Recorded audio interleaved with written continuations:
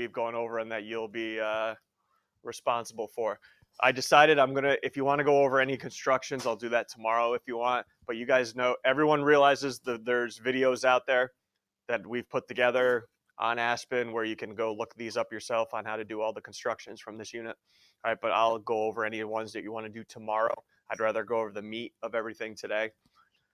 So here we go. If you want me to review anything, I will. If not, I've selected about 4 or 5 problems from your review packet. In the back of your transformation packet, there's a ton of review. I think there's like 30 plus review questions that are in the back of your packet. I've selected a couple of those that I wanted to go over with you. But I will let you guys take this right now. If there's any certain topic that you were still confused on, this is the day to do it. Okay, this is the day to do it. If not, I'll start doing the ones I selected, and then you guys will have the rest of the time to finish the homework. Anything, take a look up here. Hopefully you're not going to take this too lightly. The quizzes weren't that bad, but this covers everything now. So, yep. So can you just go over with the translations, when y equals x? And, that's reflections, you mean? Or, yeah. Is that what you? Yeah. Okay. Well, reflection. What do you want me to specifically? So when y equals x. Here you go. Ready? When y equals x, so xy, just your random point, right? You're going to reflect it, lowercase r, over the line y equals x. That means I'm going to flip the coordinates. Okay. Be prepared to also reflect it over x equals any number. What type of line is x equals any number? X equals any number. Vertical, and y equals any number is horizontal. Yep. Should we just get into the questions if there's nothing from you guys? Yep, Will? It's like y equals negative. Y is negative x. Okay. Correct. So y equals negative x. I would flip them like it's y equals x, and then I would change the sign on them. Emily? Okay. Let's say, here we go. Let me get a figure out here. Let's say I have a regular pentagon, everybody. A regular pentagon up here. All the sides are equal. All right, I'm not going to mark it, but a regular pentagon. This has, remember, rotational symmetry. First of all, let's go over point symmetry. Let's back up. Point symmetry. Anybody remember the test to see if it has point symmetry? Turn it up 180 degrees, upside down. So everyone, if you turn my pentagon upside down, would you get the same pentagon I'm showing you right now? No, so this does not have point symmetry. Rotational symmetry is where I can turn it 180 or less and get that same pentagon back. And I can do that. All right? I can go from, take a look, I can go from this vertice, rotate, to that one and that same pentagon back. All right? But how many degrees could I do that? So I need your help. What's the number of degrees to go from one vertice to another? Remember how to find that. One vertice to another. How many degrees is this rotating? I take 360 and divide it by 5. Why 5? Because that's the number of times I can rotate it. And here you go, Emily. That is called your order. That's how many times I could rotate this figure from 0 to 360 and get the pentagon back. I could rotate it 5 times. So what is the smallest degree measure I could rotate it? 72, and that's called my magnitude. The smallest degree measure you can rotate. Is that the only one? What other, give me some other degrees. 72, 144, 72 times 3, 72 times 4. All right, all those degrees would give me a pentagon back. But the smallest degree measure is called the magnitude. Yep, Maggie? When something I don't know, one of the examples was the flat, Yep. had 2 lines. So basically, the order is just having straight lines. No, how many times you can rotate it and get that figure back? So like this pentagon, I could rotate it from here to here. I could rotate it from here to here. Every time I rotate from the vertices, I'm getting this pentagon back. I could do it a third time from here to here, a fourth time from here to here, and finally a fifth time. So the number of times I could rotate it would be 5 times and still get that pentagon back. So like say for example, like I like the flag. Yep. Like, the two flags. Yep. Why would it take the two? Is it that? Okay, this is probably not going to do this any justice, but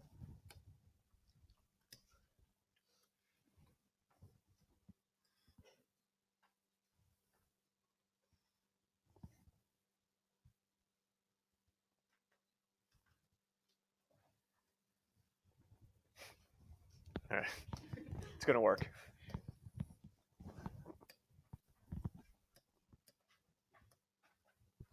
Okay, so there is my figure back. Ready?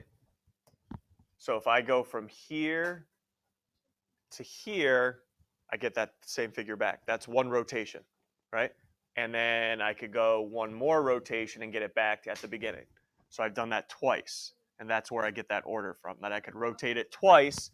Ready? I don't see the same figure back yet. Don't see it. Don't see it. Don't see it. Don't see it. There's one time. And then there's a second time I could get the figure back from 0 to 3. So as you turn it all the way around, how many times do you see this again? Twice. So that's what I call the order, which would mean the magnitude is 360 divided by 2, which would be 180. So is there like a correlation between like how many sides there are on the figure and how many times? Well, regular pentagon, yes. But here, sides, not really. All right. Okay. Here's another classic one. Again, not doing it any justice.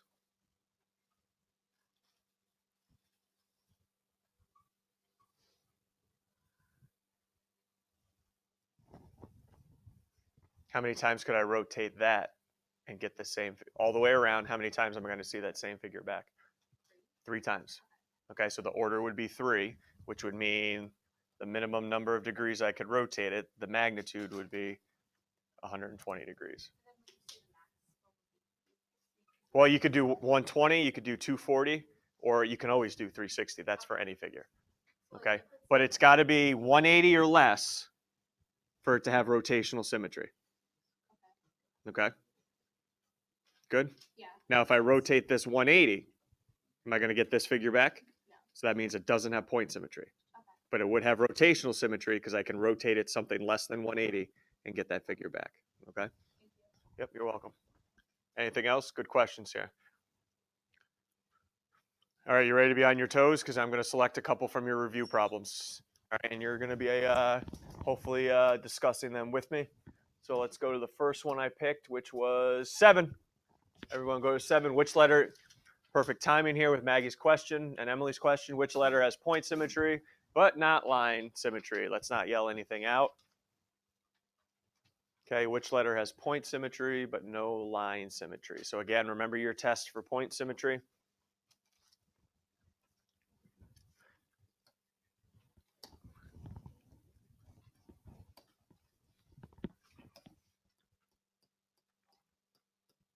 Any takers? Nope. Good job. Maggie, you asked a good question there, so we'll go with you. Number between 1 and 20. 7. Point symmetry, but not line symmetry. S. Yep. Turn it upside down. It's an S, but you cannot draw me a line where I flip it over, and it's the same on both sides. What do you know about H and X? They have both. Correct. They have both. Okay. They have both. Go to number 12. We do a dilation. And it's saying the scale factor's 3. So I'm multiplying everything by 3 to get to the A prime, B prime. What do you know about those two triangles? What do you know about those two triangles? Amy, pick a number for me. 1 through 20. 4. Yep. 2. Similar but not congruent. Correct. When you dilate, you do not get, it's not a rigid motion, so they're not congruent, but they are similar because what doesn't change in a dilation? Distance changes, but angle measures does not. That's why they're similar. Okay, angle measures do not change. All right, you guys are doing well. couple more here. 16, everybody. 16. I don't know if you may need some of that extra graph paper I put on the back of your packet. If you want to graph it, it's totally your call. What's the image of -3, -1 if I reflect it through the origin? Through the origin. And I forgot I had this nice little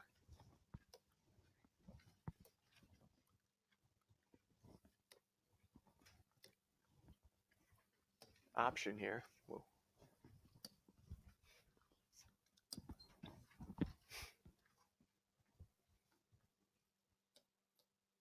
Look at that graph paper right on there.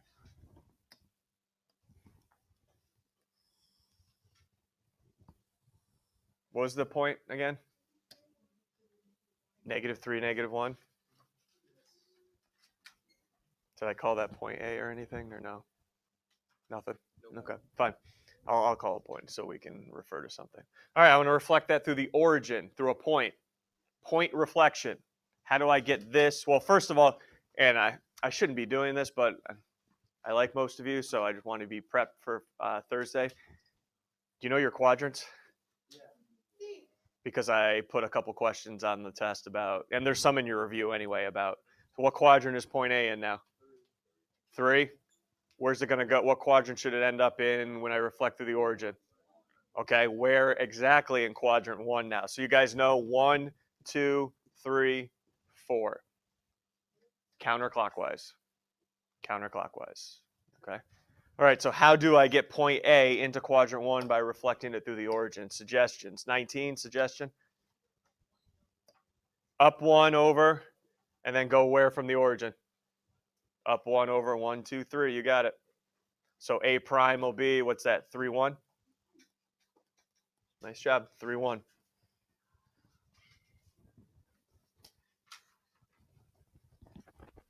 And 25, everybody, 25.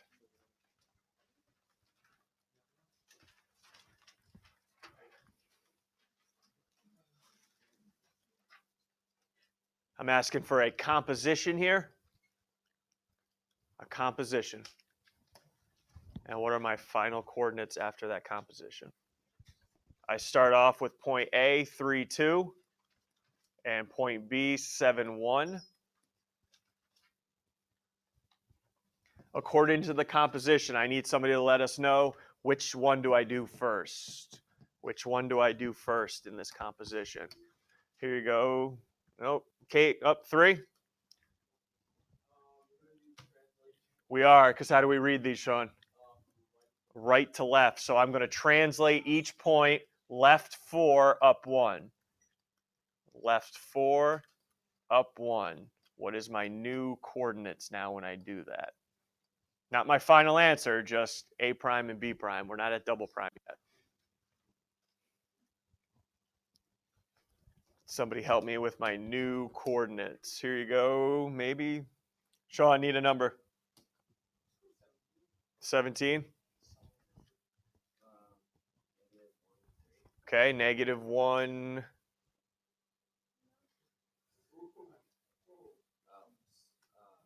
Five, there you go. And then 3, 4. Okay, next up. Now keep going to the left of your composition. What am I going to do with these two coordinates? 18. Got a number now. 18. Dilate it by 2.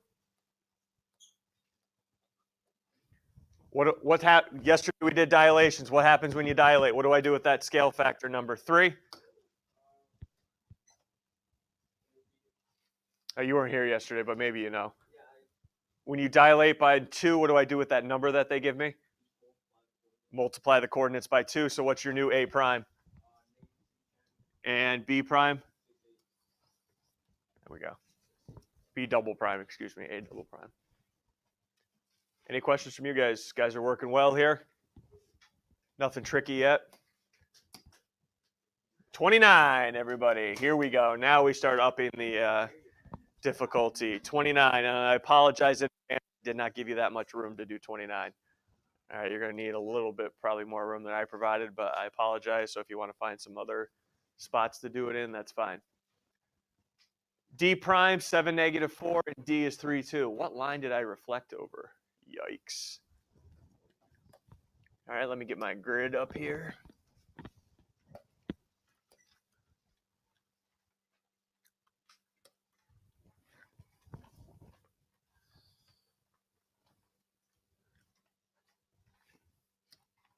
Okay, so I have 1, 2, 3, 4, 5, 6, 7, 1, 2, 3, 4, D prime, and 3, 2, 1, 2, 3, 1, 2. Well, I think we can all be in an agreement. It's not a horizontal or a vertical line, right? Is it going to be the line y equals x? No, I didn't switch those coordinates. They're two new numbers. Yikes! So it's probably going to be a in which I have to do a lot of work for then, huh? So we all in agreement it's not a horizontal or vertical line, which I can easily graph and write the equation for. All right, well, going way back to the beginning of the unit, and I'm just drawing this in. I just want you guys to visualize. Okay, maybe it's right there, the line, somewhere right there. This line acts as what? Anybody remember? The line of reflection is also the is also the what for this segment right here? Perpendicular bisector. Yes, it's the perpendicular bisector. So it's perpendicular and it bisects.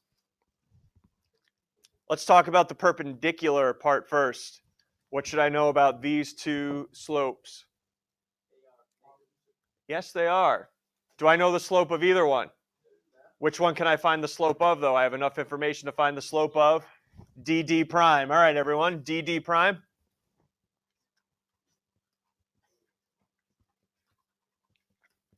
Let's do rise over run. Up and over how many?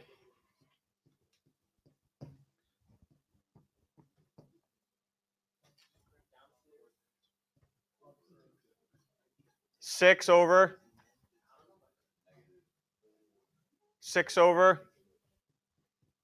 4, but it is going down, right? So the slope is, can we just quickly reduce that instead of those numbers? -3/2. So what's your slope of the line of reflection? Positive. Okay. So I know my slope's 2/3. I'm almost there. What's the only piece I need to write the equation now? I got the slope. I need the y-intercept now. And that's where the bisector part comes into play. This line is going through the what of this segment if it bisects it? The midpoint. The midpoint. Can you guys find the midpoint of DD prime? Midpoint formula was what?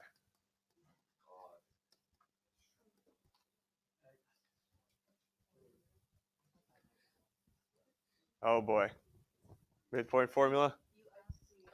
Add your x's and divide by 2, calm it down. Add your y's, divide by 2.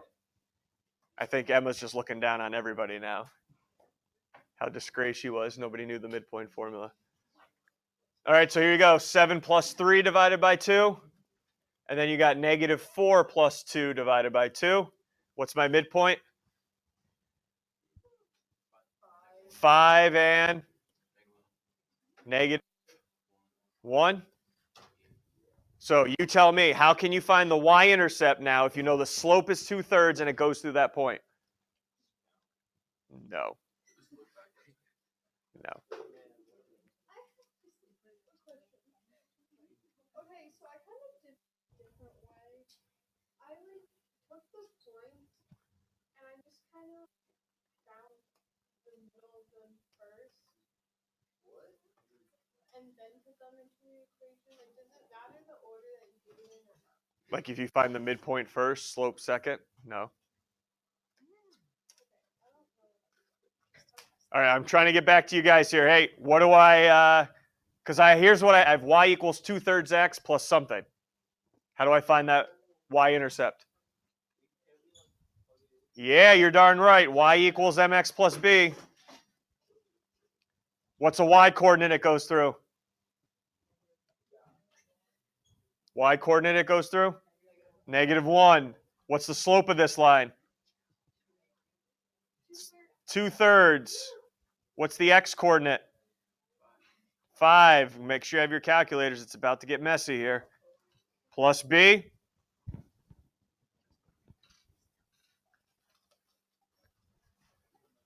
-1 equals, you can do that right on your calculator, 2/3 times 5. It'll probably leave it as a fraction for you. I'm going to leave it as 10/3.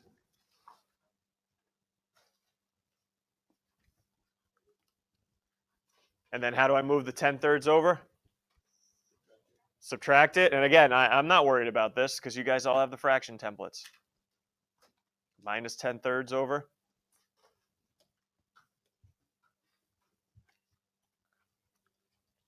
And then as a fraction, what is your b value?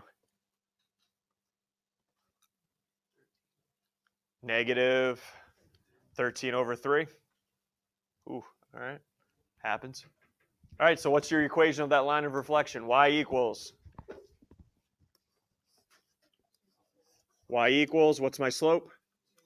2/3 x minus 13/3.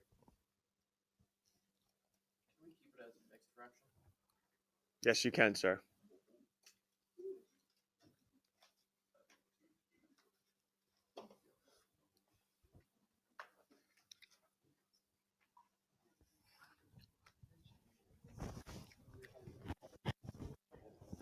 Questions there? And I gave you another one to practice whenever you're ready to practice that next one.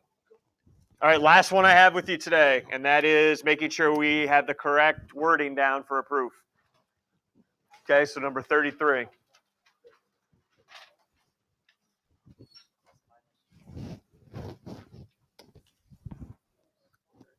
So are these two triangles congruent? If they are, you should be able to perform a rigid motion or more, 1 or 2 rigid motions, to get them on top of each other. So can you reflect them, translate them, rotate them on top of each other? And if you can, get specific. Don't just tell me rotate. How many degrees around what? Don't tell me reflect. Reflect through what? Can we do that on ABC and DEF? Can we do a rigid motion or 2? I don't know, maybe you see 2 of them. What can we do? We can reflect through the y-axis. And is that a rigid motion? Yes, it is. So how should we start this one off? Yes. Because, you tell me here, let's get specific. What are you doing? Mike? Okay, so yes, because ABC, triangle ABC is being, tell me what's happening, reflected through the y-axis.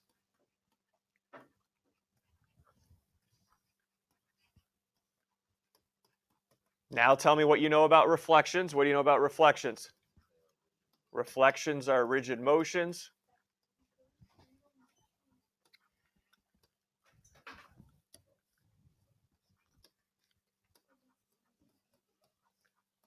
Which preserve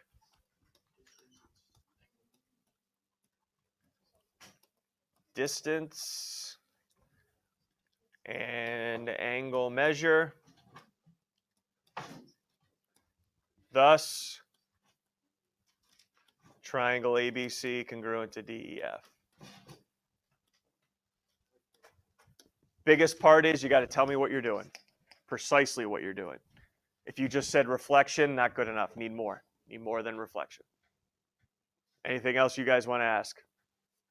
Okay, you can start the assignment, which I believe are no constructions, but it's on you. You guys know the test is going to be Thursday if you wanted to start constructions. I believe I asked for 2 through 34 even. Answer key is already up on Aspen. All right, if you want to take a look at it. Come with more questions tomorrow or constructions you want to try out.